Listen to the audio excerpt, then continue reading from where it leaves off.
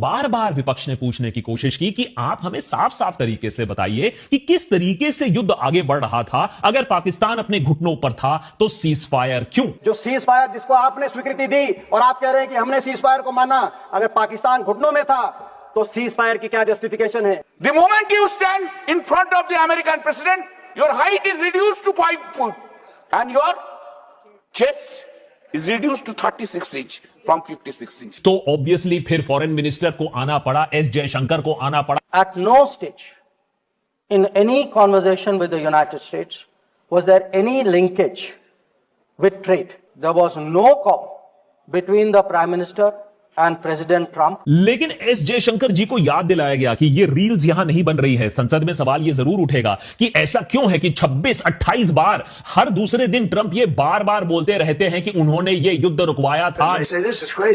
So I said, I'm not doing a trade deal with you guys. They want the trade deal. They need it.